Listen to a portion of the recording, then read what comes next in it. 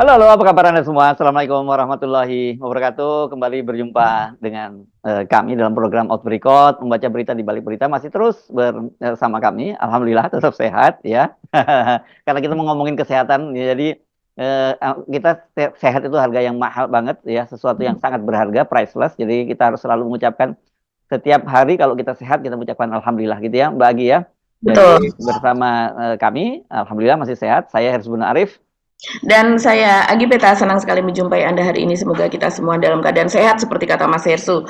Ya. Jadi isu kesehatan apa Mas Hersu yang akan kita bahas Ya, ini? ya, ini kelihatannya kan kemarin kan banyak yang bertanya-tanya kenapa Dokter Terawan gitu yang tidak masuk di TKN itu ke waktu itu kok dia hadir mendampingi Pak Prabowo pada debat terakhir gitu, dan Pak Prabowo juga kelihatannya kemarin juga lebih tenang, lebih fresh gitu, dan orang kemudian mengkait-kaitkan ini apakah ini berkaitan dengan kesehatannya Pak Prabowo begitu. Jadi artinya sebenarnya Pak Terawan itu bukan bagian dari TKN tapi hadir ya ikut mengawasi kesehatannya Pak Prabowo, dan isu kesehatan Pak Prabowo ini kan jadi isu yang yang cukup rame ya Mbak. Ini bukan yang pertama kali loh ya. Beberapa waktu yang lalu kan juga saya banyak sekali ditanya oleh beberapa teman, benar nggak kabarnya Pak Prabowo ini masuk RSPAD kan begitu, dan saya bilang Betul. ya nanti kita lihat seperti apa, apakah Pak Prabowo datang atau tidak malam nanti dalam debat kan. Kalau dia posisi di rumah sakit berarti nggak akan datang. Tapi ketika saya ditanya pada waktu ada acara sarasehan di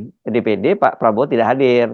Cuman pada waktu itu bukan hanya Pak Prabowo yang tidak hadir, tapi Ganjar juga tidak hadir Ganjar. walaupun kedati hadir. Nah ini menarik karena kemudian soal ini juga dipertanyakan bukan hanya oleh kalangan netizen, juga banyak tokoh yang mempertanyakan. Dan kemudian kalau kita ingat kemarin kita membahas soal Ahok, kan dia juga menyinggung soal kesehatannya Pak Prabowo itu. Tapi kaitannya dengan kalau terjadi apa-apa pada Pak Prabowo kan yang jadi presiden nanti Gibran, kira-kira gitu kalau pada kasus pada Ahok. Tapi jangan dinafikan juga Ahok ini bagaimanapun dia adalah komisaris utama Pertamina. Jadi dia pasti juga dia bermain di kalangan elit politik itu, dan dia pasti punya banyak informasi yang orang biasa tidak punya. Kira-kira kan gitu ya Mbak. Yang hari itu saya usul jadi topik kita Mbak. Iya, iya, iya, betul sekali Mas Ersu. Karena kemarin ternyata itu juga kembali trending nama Terawan itu Mas Ersu Ya, ya, ya. di X begitu kan. Padahal kan debat capres sendiri itu sudah berlangsung pada hari Ahad, yang artinya ini sudah berlangsung selama 4 hari begitulah. Kenapa ini trending lagi? Jadi rupanya itu masih menjadi perbincangan dan masih menjadi pertanyaan mengapa Dokter Terawan hadir tiba-tiba pada acara debat tersebut, walaupun juga ada jawaban dari TKN begitu ya Mas Ersu, yang mereka mengatakan bahwa yaitu karena pada hari terakhir itu yang dibahas salah satunya adalah isu Nah, kesehatan betul, begitu betul. kan.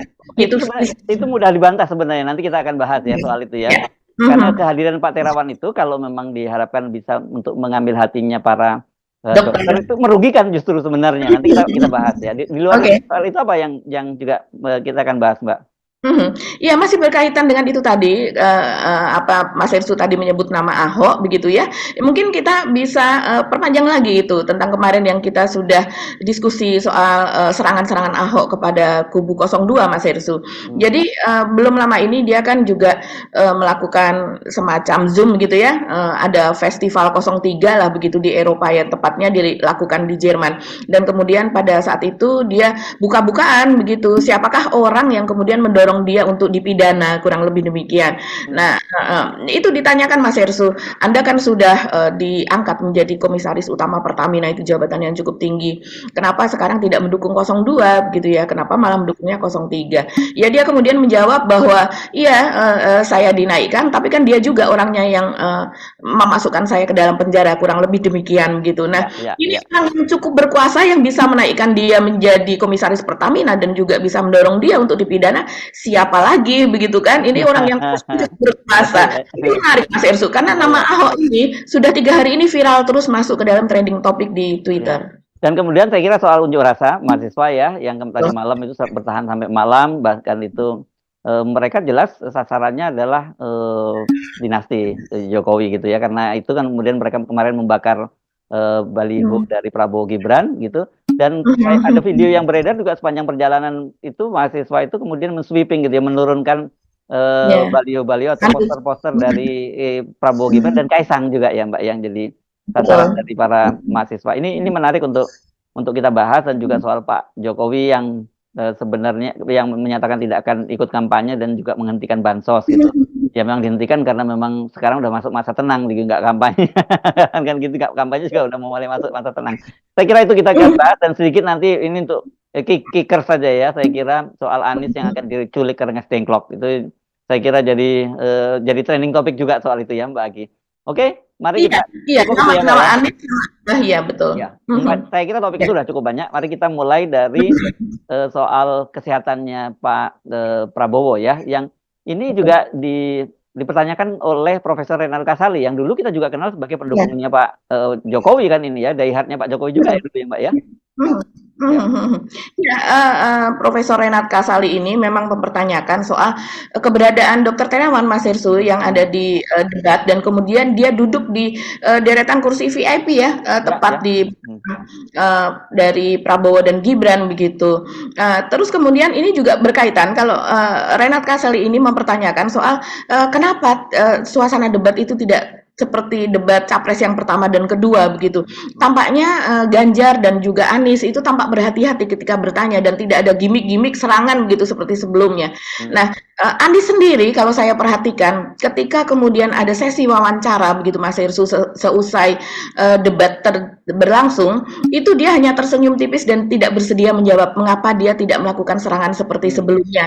Jadi kan sesudah sesi penyampaian atas debat sebelumnya itu kan biasanya terus wartawan bertanya, dan wartawan bertanya itu tapi dia tidak menjawab.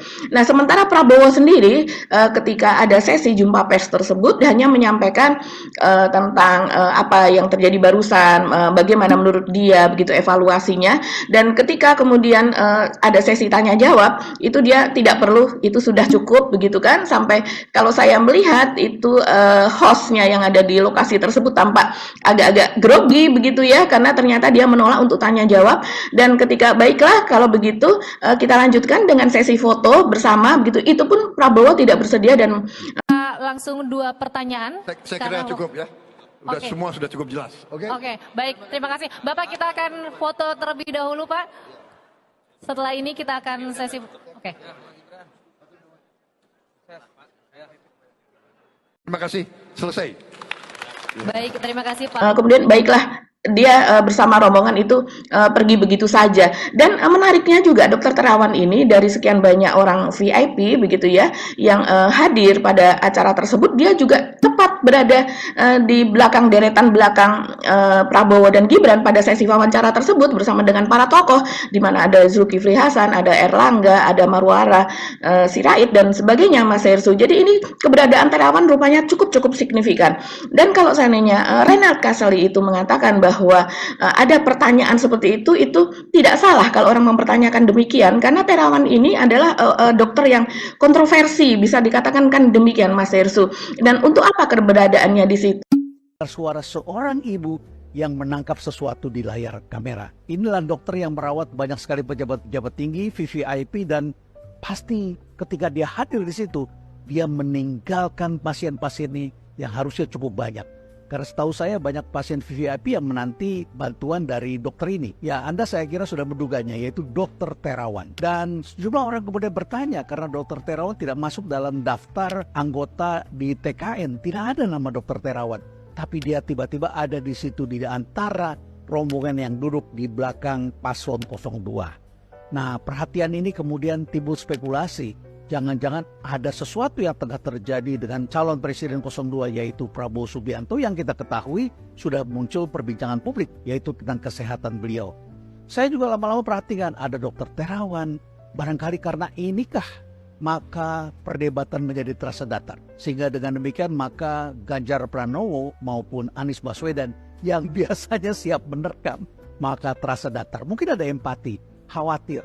Dan saya juga perhatikan kok kayaknya nomor 2 itu ada di tengah kali ini, dan jaraknya dari tempat duduk ke tempat podiumnya itu tidak terlalu jauh. Sementara Ganjar Pranowo melompat dengan cepat dan tangkas, demikian pula dengan Anies Baswedan. Nah, ini adalah alasan, barangkali ini spekulasi, tapi saya kira publik perlu tahu mengapa hal itu terjadi, dan publik juga perlu tahu mengenai kesehatan calon yang akan memimpin bangsa ini. Ini bangsa besar, tentu saja kita perlu tahu tentang kesehatan masing-masing calon presiden dan wakil presiden. Maklum, gosip tentang kesehatan Prabowo sudah lama dibincangan publik.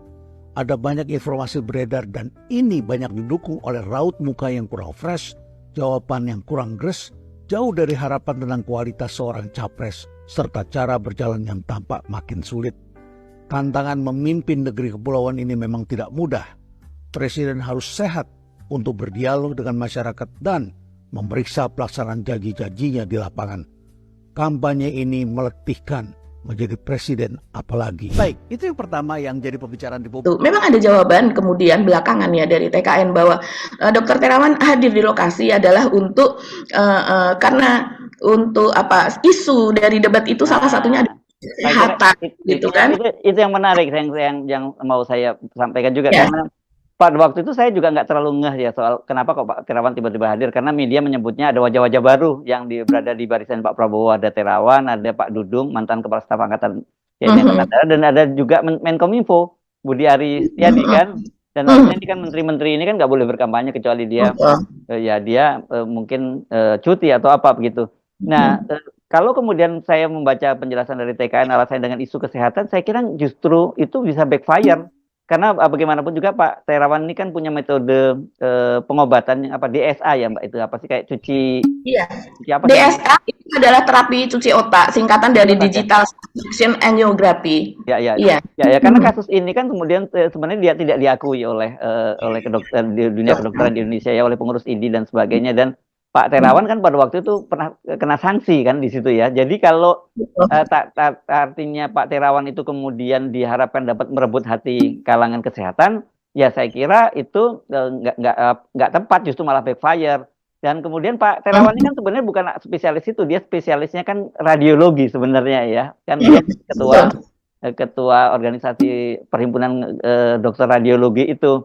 Jadi memang kalau disebutkan seperti itu kelihatannya kesannya dicari-cari, apalagi kalau kita simak ke penjelasan Pak Prabowo kemarin ya tentang dunia kesehatan itu, saya banyak berdiskusi dengan para dokter, ini banyak yang sebenarnya saya tidak mau menggunakan kata mereka menggunakan kata itu saya ngawur, tapi saya mungkin menyebutnya nggak tepat begitu, karena misalnya menyatakan bahwa ingin membangun 300 fakultas kedokteran baru dan sebagainya. Itu dari mana tenaga kerja pengajarnya, dari mana, kemudian biayanya dari mana. Isu yang utama itu kan sekarang bukan hanya soal ketersediaan tempatnya, tapi pendidikan kedokteran itu sendiri sangat mahal gitu ya, yang nggak bisa dijangkau oleh banyak rakyat kita itu. Karena mayoritas misalnya isunya ketika katakanlah soal kekurangan tenaga spesialis dari dokter umum itu bukan hanya semata-mata karena tempatnya tidak tersedia, tapi biaya untuk spesialis itu juga sangat mahal gitu. Jadi banyak sekali bahwa gagasan-gagasan Pak Prabowo kemarin itu kalau dari sisi kalangan medis itu betul-betul dianggap konyol begitu gagasannya Prabowo sampaikan. Jadi saya nggak yakin kalau kemudian itu masukan-masukan itu datang dari Pak Terawan gitu loh Mbak Agi. Iya, betul sekali Mas Hersu. Jadi memang kenapa itu menjadi pertanyaan? Karena memang selama ini Pak Prabowo sendiri juga dia kan yang menyatakan, dia yang mengakui bahwa dia adalah pasien dari Pak Terawan begitu, dan juga menggunakan terapi DSA atau cuci otak tersebut begitu. Jadi wajar kalau seandainya orang kemudian mengaitkan itu. Dan seperti kata Mas Hersu tadi, Terawan ini apa yang dikatakan oleh netizen juga hampir sama dengan yang dikatakan oleh Mas Hersu. Dia kan pada tahun 2022 ya kalau tidak salah, ketika itu di tengah-tengah Covid lah ini kejadian ini di mana Terawan dipecat dari keanggotaannya di ID begitu kan Mas Hersu. Dan kemudian sebagian besar anggota ID ini memang tidak sependapat dengan Terawan, dengan metode yang dia lakukan begitu. Jadi netizen pun menyebutkan bahwa kalau seandainya anggota ID itu ada puluhan ribu dokter ya, mungkin sekitar 30-40 ribu lah anggota dari ID tersebut begitu.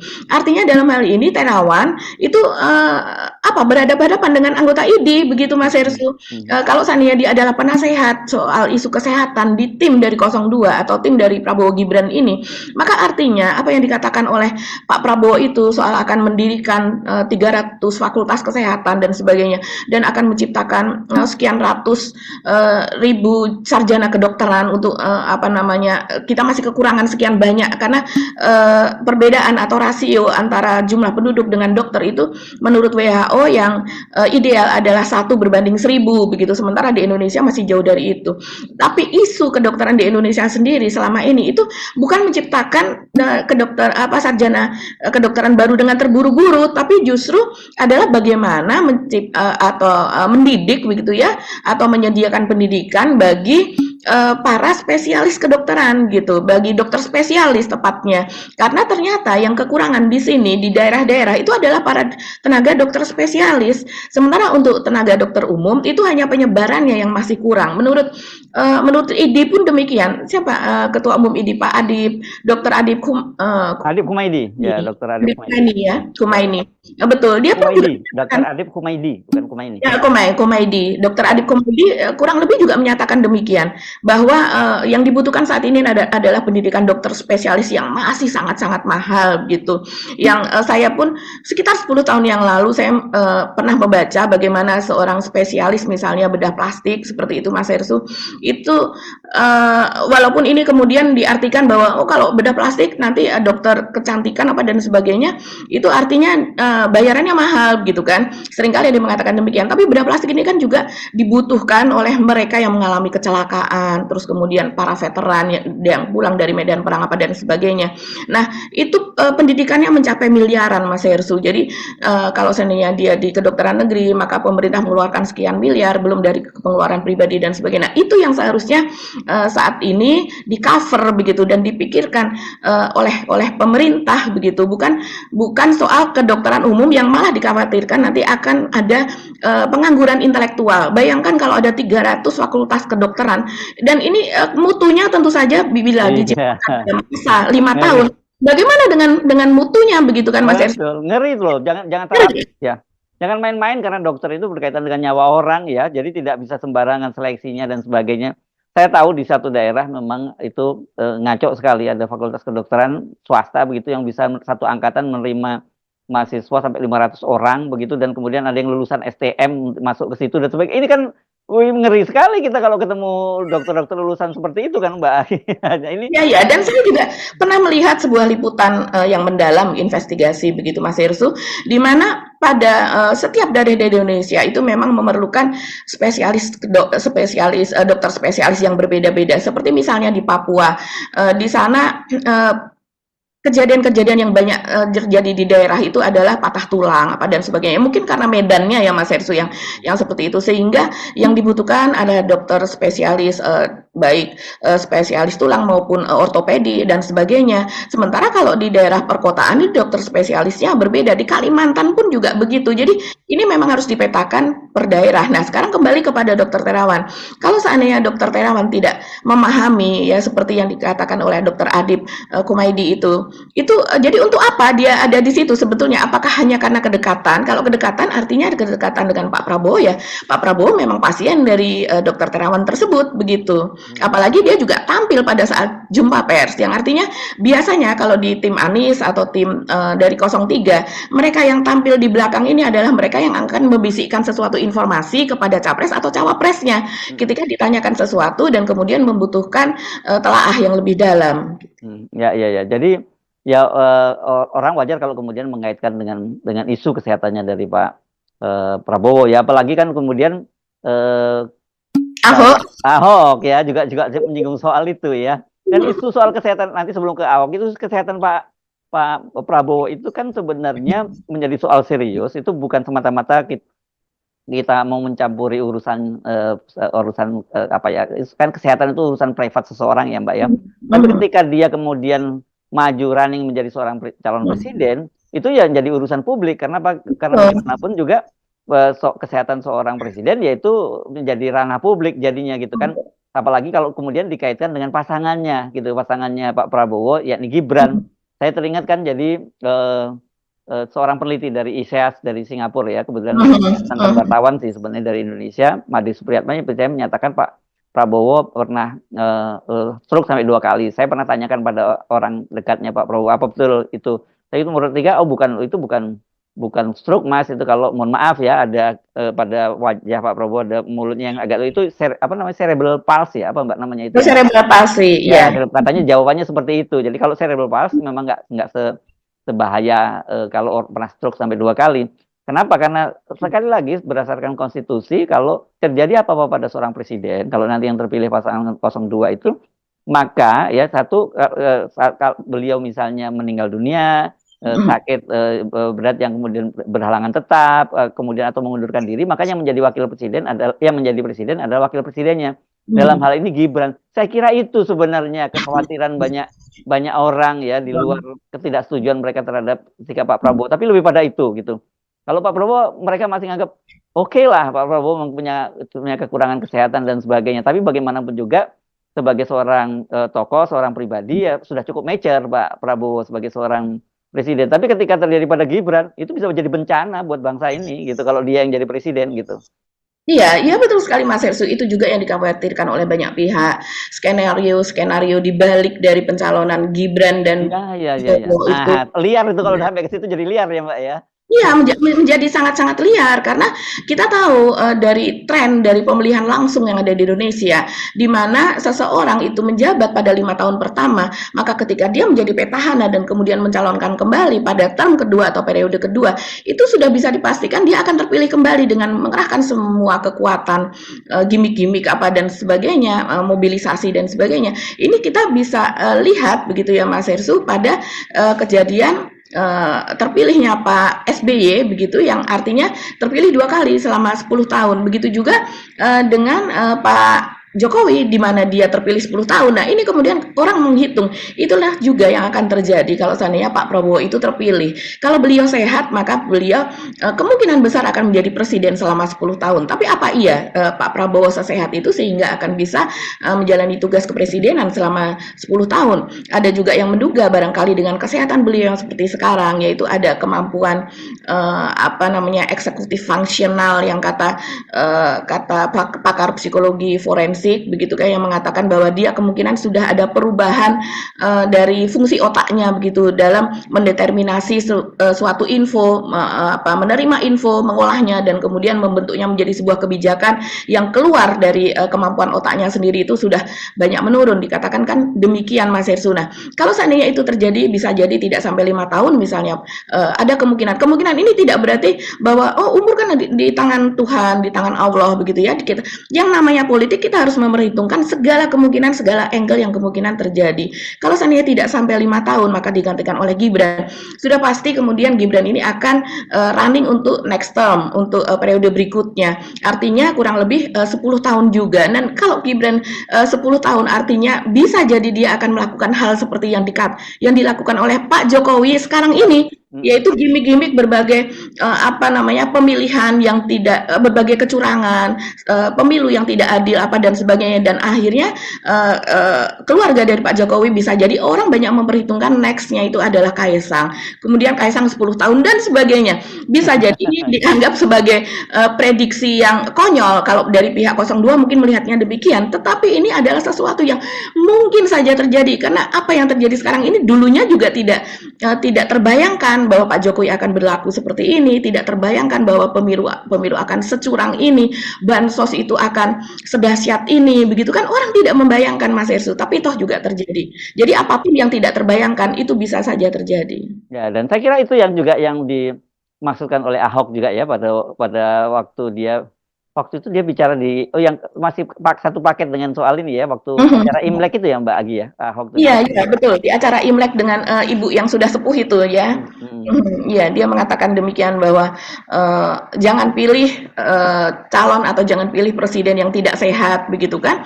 Kalau kita melihat dari siapa presiden yang tidak sehat, kalau kita melihat itu merujuk kepada Ganjar, kita melihat Ganjar ini adalah olahraganya lari, bahkan dia maupun istrinya itu bisa ikut maraton begitu ya, meskipun maraton adalah fun maraton bukan untuk menang begitu kan, artinya berpuluh kilometer lari pun mereka bisa. Begitu juga dengan Pak Anies mungkin tidak lari tapi dia bersepeda. Kita tahu dia biasa bersepeda dari rumahnya di Lebak Bulus sampai dengan ke balai kota, pulang lagi bersepeda, begitu juga ketika meninjau ke banyak tempat begitu ya, dan jadi terbiasa berolahraga. dan mungkin dari segi usia juga memang jauh lebih muda dari Pak Prabowo. Sementara kalau dari Pak Prabowo, orang mencatat selama masa kampanye ini, di mana di awal kampanye Pak Prabowo tidak mau berkampanye, yang katanya dia akan konsentrasi menjalankan tugasnya sebagai Menteri Pertahanan. Tapi kan orang banyak kemudian melihat dengan Pak Prabowo yang kalau jalan dia kunjungan ke daerah seringkali tampak begitu ya, sesekali kakinya diseret, terus kemudian juga tampak sangat lelah, yang dimana kita pernah kontenkan juga seusai kampanye Akbar di Semarang begitu, yang kemudian itu menjadi viral gambarnya ya Mas Hersu, mungkin kita bisa lihat lagi. Orang kemudian mempertanyakan, Pak Prabowo ini olahraganya apa? Dulu mungkin berkuda begitu ya. Kalau berkuda tidak terlalu fisik, tidak terlalu seperti yang lainnya begitu ya. Dan kemudian apakah sekarang masih sesehat itu? Nah, itu menjadi pertanyaan. Mungkin dari Timnas Amin juga Pak Tamsi Lindrung dari Timnas kan juga pernah mempertanyakan itu, rekam jejak dari rekam medis dari Pak Prabowo. Pak Jokowi yang ditanyakan, bukan Pak Jokowi ya. Oh, maaf. Yang kalau Pak Tamsi Lindrung berkaitan dengan kesehatan mental dari Pak Jokowi yang ditanyakan gitu. Waduh, ini berarti dua-duanya Mas Hersu ya. Orang kesehatan dari Pak Prabowo dan juga kesehatan dari Pak Jokowi.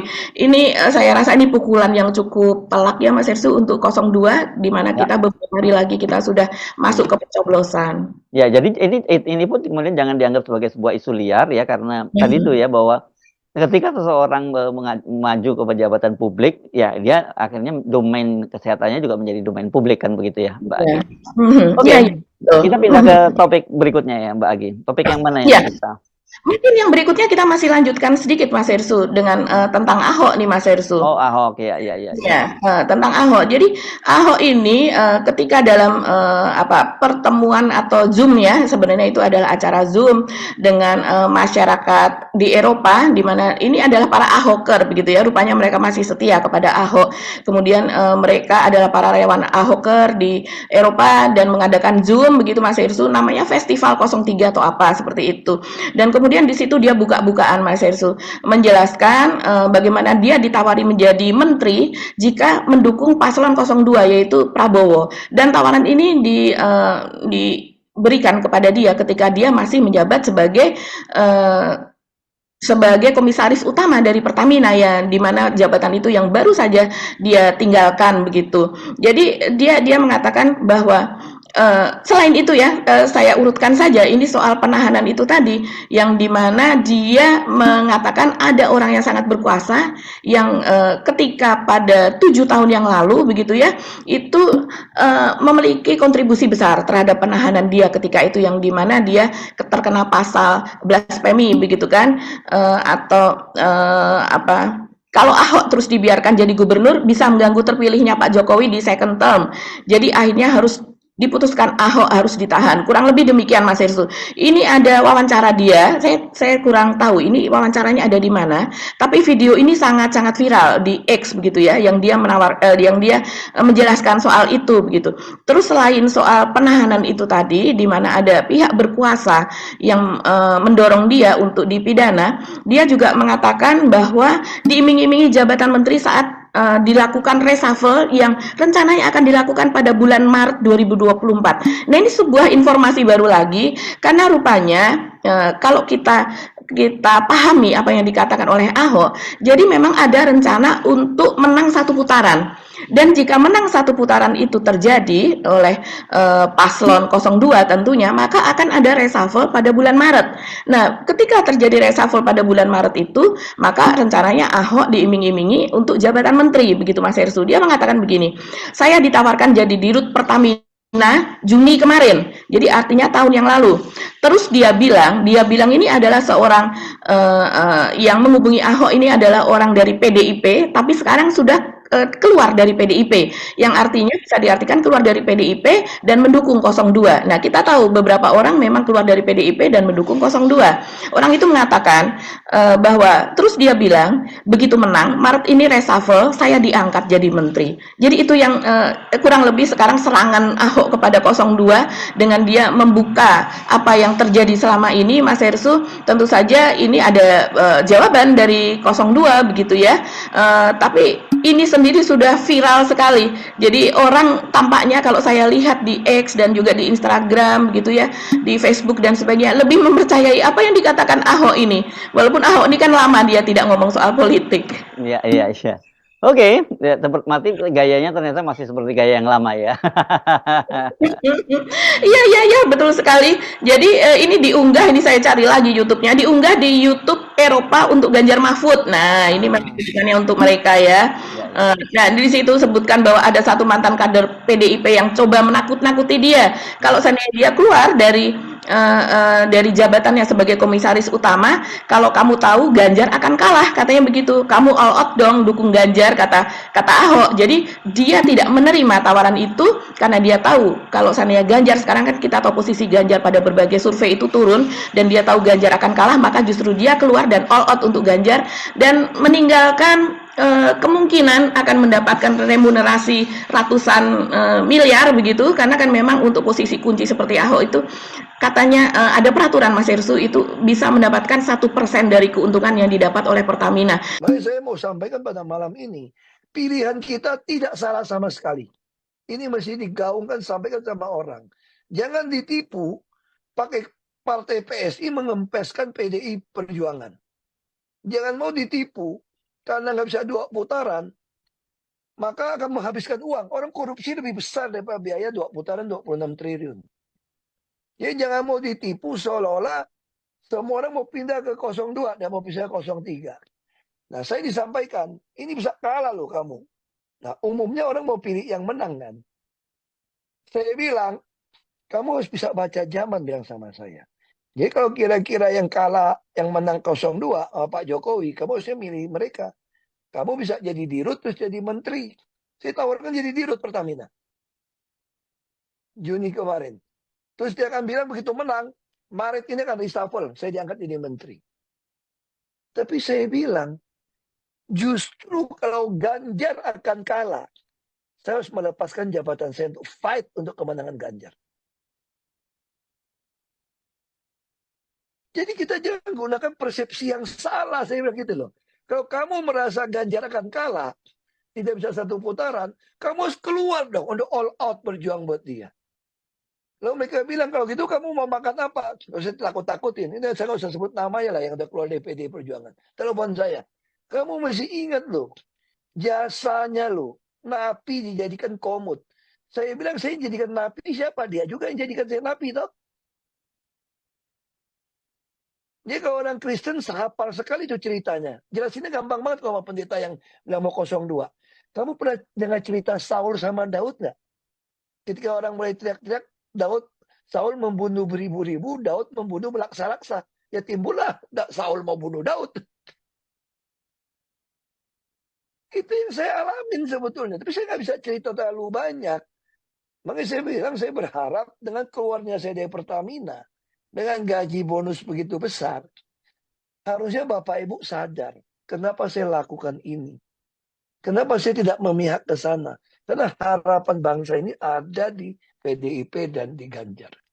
Yang pada tahun 2023 lalu itu sekitar 37 triliun keuntungannya. Dari 37 triliun itu mungkin sekitar 370 miliar lah begitu kalau seandainya dia masih pejabat.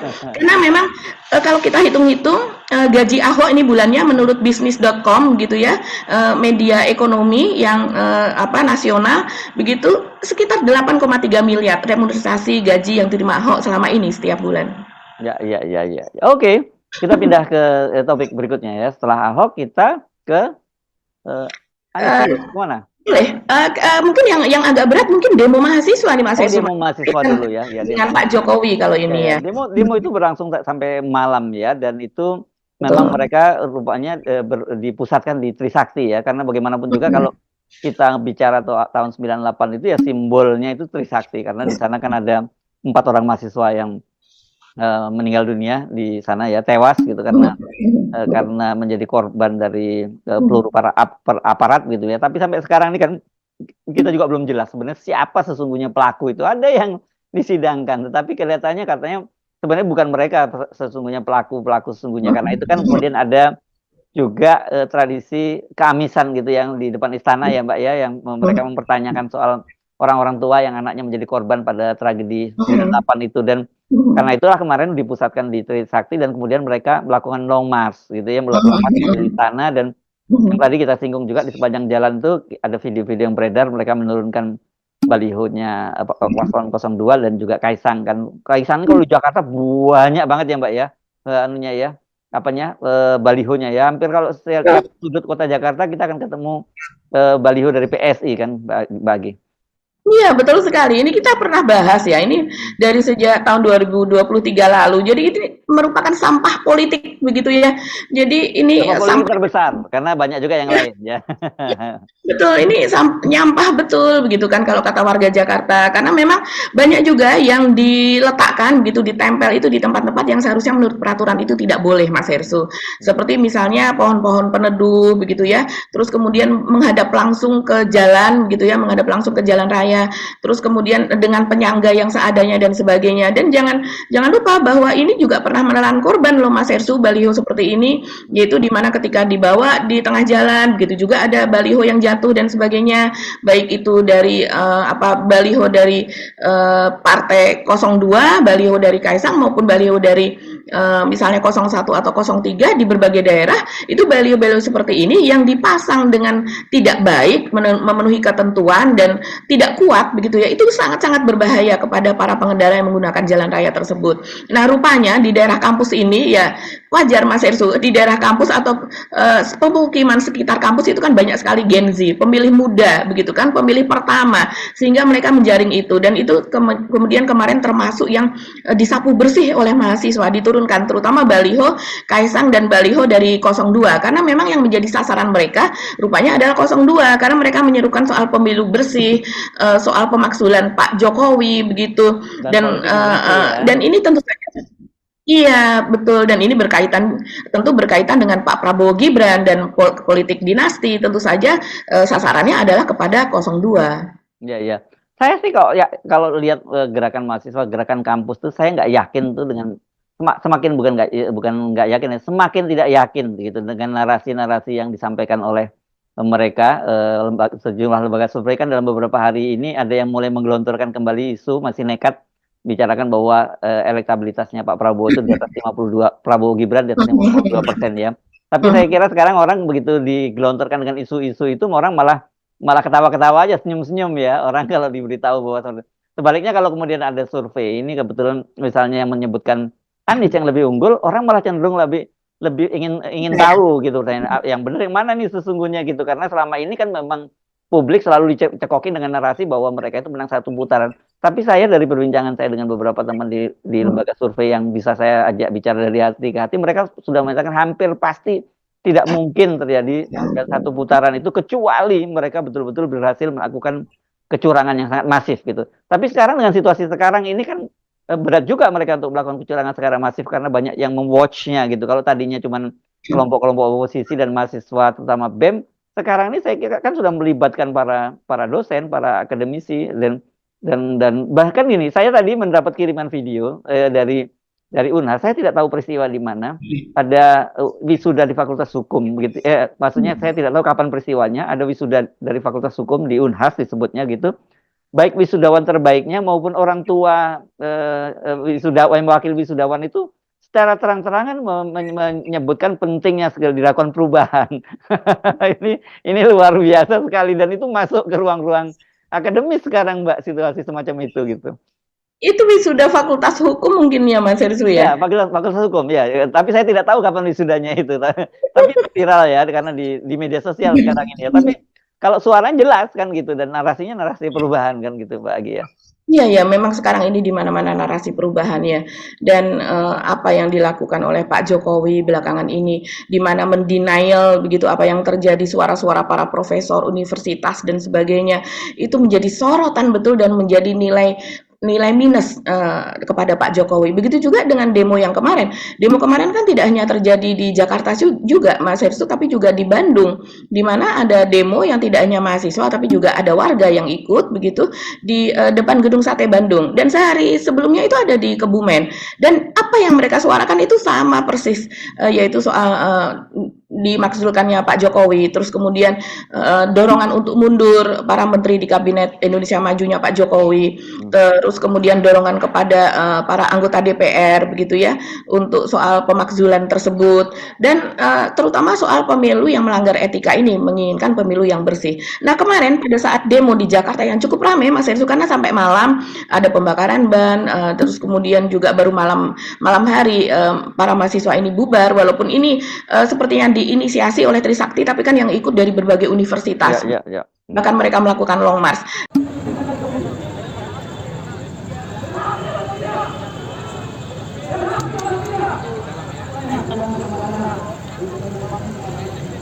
Dan kemudian ketika mereka long march dari Trisakti sampai ke Harmoni, jadi lewat belakang tuh ya Mas Herssu, daerah Grogol apa dan sebagainya begitu, Es Parman, itu rupanya Pak Jokowi juga tidak berada di tempat. Itu yang sangat disayangkan oleh mahasiswa, yaitu karena Pak Jokowi seperti biasa lari begitu ya, dalam tanda kutip, dia kemarin jadwalnya adalah ke Sumatera Utara, sementara mahasiswa ini kan menginginkan dialog seperti biasanya begitu. Tapi pola Pak Jokowi itu kan kalau ada demo dia tidak berada di tempat. Kalau ada berada di tempat maka akan keluar dari istana lewat pintu yang lain. Kalau dari Patung Kuda maka dia akan keluar pintu veteran. Tapi kalau dari arah Harmoni, kalau beliau ada di tempat mungkin keluar lewat pintu yang lain. Nah ini mungkin juga buat sial buat Pak Jokowi kalau ada ketemu demonstran. Pemali. Minta kan. Oke. Pak, kita tunggu, tapi saya mendengar dari beberapa teman mahasiswa memang akan ada gerakan-gerakan demo yang lebih besar lagi. Tapi kita tunggu seperti apa nanti ya. Oke, kita pindah. Saya kira kickers ya. Ini sebenarnya perbincangan menarik, lucu aja ya. Ini soal yang akan diculik karena cengklok gitu kalau dia sampai nyanyi lagi gitu. Iya ya, jadi Pak Anies ini sebenarnya kejadiannya kalau sekarang hari Kamis, berarti Selasa malam ya berarti ya. Kemarin viralnya berarti Selasa malam ya. Selasa malam di Indonesia. Selasa malam. Betul, itu ada acara dangdut begitu ya di Indosiar, stasiun televisi Indosiar, dan kemudian Pak Anies diundang. Dan pada acara tersebut selain bincang-bincang dia juga menyanyi, dan akhirnya dia menyanyikan lagu Ayah begitu ya. Karena memang ayah dari Pak Anies ini kan sudah almarhum. Dia menceritakan juga masa kecilnya, bagaimana ayahnya itu yang tenang, tegas, setiap hari mengambilkan air dari sumur karena waktu itu di rumahnya belum ada listrik dan sebagainya. Dan pada saat dia menyanyikan itu banyak juga yang yang ada di lokasi, penonton ada di saya rasa itu ada di Studio 5 Indosiar yang menangis. Tapi suasananya mungkin mengharukan, tapi yang menjadi viral Mas Hestu itu justru komentarnya ya. Komentar justru Pak Anies pada nggak tahan dengar Pak Anies nyanyi. Jadi diduga para penonton itu menangis bukan karena terharu menceritakan soal keluarga Pak Anies, tapi karena mendengarkan suara Pak Anies begitu. Iya, harus diakui memang suara ini yang salah timnya Pak Anies. Kenapa sih Pak Anies mesti dipaksakan begitu? Makanya sampai kemudian muncul joke yang lucu-lucu yang disebut bahwa sudahlah Pak Anies itu cocoknya menyuarakan kepentingan rakyat, bukan menjadi mengeluarkan suara dengan menyanyi. Terus ada juga yang mengusulkan ini untuk memberi efek jera kepada para koruptor gitu ya. Jangan diizinkan, tapi cukup mendengarkan suara Pak Anies nyanyi selama 5 hari aja dijamin dia kapok, nggak akan koruptor lagi. Iya, jadi ceritanya saking nadanya mungkin barangkali agak tinggi begitu ya sedikit, atau nadanya juga out of nada, terlepas nadanya tidak semua orang bisa nyanyi, Mbak. Iya memang betul. Tapi pada tahun 2017 ya itu Pak Anies juga pernah diundang Mas Herssu itu pada acara dangdut. Iya, Dangdut Academy. Itu ketika itu kan dia baru saja terpilih menjadi Gubernur DKI Jakarta. Memang di Indosiar itu kan seringkali pejabat-pejabat yang baru saja terpilih gitu ya. Nyanyi pada waktu tahun 2017 itu. Nah, itu juga ya, itu juga menjadi sebenarnya sudah tahulah orang bahwa Pak Anies ini tidak bisa menyanyi, tapi mungkin setiap tokoh yang diundang ke situ semuanya memang didaulat untuk menyanyi secara langsung begitu ya. Dipaksain lah, nggak semua orang punya bakat untuk nyanyi. Tapi Pak Aniesnya terlihat oke-oke saja, dan dia juga oke. Saya lihat sih Mas Herssu itu ada ratusan bahkan ribuan ya, karena itu kemudian kan di-share gitu. Semua membuli, tapi membuli sayang tampaknya. Karena ada yang melempar sandal itu dengan sayang gitu ya. Pokoknya kalau ini lagi saya mendingan matiin TV, tapi saya tetap coblos Pak Anies begitu ya. suara Pak Anies begitu fals, jelek, begitu juga suara saya, tapi saya akan tetap memberikan suara saya pada tanggal 14 kepada Pak Anies. Ya, kurang lebih begitu. Ya, tapi yang bahayanya kan kalau datang ke JIS nanti kan diwanti-wanti jangan sampai Pak Anies nanti di JIS itu nyanyi lagi karena nanti mereka udah akan bilang gini, capek-capek datang JIS akhirnya dengar Pak Anies nyanyi lagi. Ya, karena memang viral juga itu apa yang dikatakan oleh Rhoma Irama, ya belum lama ini Rhoma Irama kan deklarasi mendukung Amin 01 dan 02 dan dia mendorong supaya datang ke JIS. Jadi ada kemungkinan Rhoma Irama ini beserta dengan Ben Sonetanya akan tampil di JIS. Nah, netizen ini juga mengatakan kalau seandainya Pak Anies nanti sampai bersama Bang Rhoma nyanyi ataukah Pak Anies sendiri yang nyanyi maka akan langsung diculik ke Rengas Dengklok. Untuk apa? Untuk diajari nyanyi di sana, kurang lebih begitu. Saya kira ini kan ancaman Rengas Dengklok ini sama dengan ancaman terhadap Caimin ya pada waktu dia performanya pada debat pertama nggak bagus, kemudian diancam kalau dia tidak perform lagi di debat kedua dia akan diculik dibawa ke Rengas Dengklok gitu. Rengas Dengklok itu kan tempat Bung Karno dan Bung Hatta diculik dulu supaya membacakan teks proklamasi tahun 45 ya Mbak Agi. Tapi kan kemudian sukses Caimin ya dan kan dia dijanjikan kalau dia sukses dia akan dibikin videotron, makanya setelah selesai debat dia langsung mencuit videotron. dan kemudian memang dibuatkan videotronnya begitu ya. Jadi nah tapi kalau saya membayangkan kalau Caimin suruh latihan debat ya saya kira memang sebenarnya dia udah terlatih jadi sebenarnya tinggal konsentrasi dan bagus. Tapi kalau nyanyi ini kan ada bakat-bakat lah yang nggak ada, nggak bisa dipaksain. Ini sih keterlaluan. Makanya saran saya paling ya jangan nyanyi deh ini kasihan ini kan jutaan orang misalnya mau datang ke sana kemudian sampai ke sana capek-capek ke sini ketemu lagi Pak Anies nyanyi. Tapi yang menarik itu nggak baper baik Anies maupun Caimin itu menanggapinya nggak baper gitu ya Mbak Agi. Iya betul sekali. Jadi mereka mengatakan bahwa yang satu itu jangan coba-coba, sebaiknya itu jadikan bakat terpendam saja, bakat terpendam yang tidak akan pernah dikeluarkan lagi begitu. Karena namanya udah terpendam. kan menyakiti telinga para pendengarnya begitu. Dan mereka juga mengatakan bahwa sudahlah jadi presiden saja, jangan jadi penyanyi begitu. Memang tidak orang itu sempurna begitu. Saya tadi lagi mempertimbangkan gitu, apakah kita mau putar atau tidak di sini. Saya khawatir nanti banyak yang kita putar aja sama Sersu sebagai mereka menilai sendiri ya. Oke. Sambil kita pamit ya Mbak Agi ya, kita sambil putarkan untuk lagunya Pak Anies menutup acara ini. Terserah Anda. Kalau Anda sebel jangan sebel pada kami ya, sebel aja pada Pak Anies ya. Sekarang yang nyanyi Pak Anies. Oke, kita mohon pamit ya Mbak Agi ya. Saya Heru Arif. Dan saya Agi Beta, terima kasih atas perhatian Anda. Tetap salam 0%. Wassalamualaikum warahmatullahi wabarakatuh. Assalamualaikum warahmatullahi wabarakatuh. Ada Abah Anies di G6 Indosiar guys.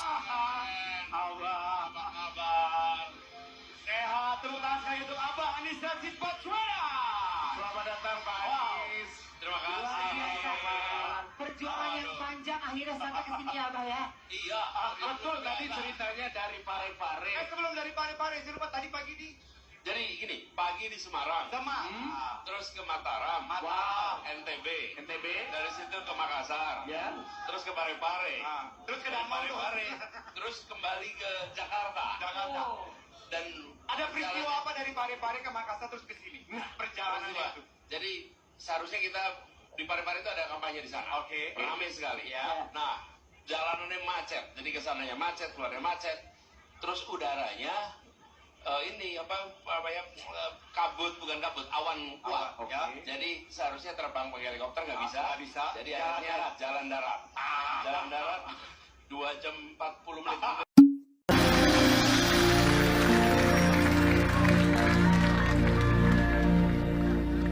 Kasih Rara.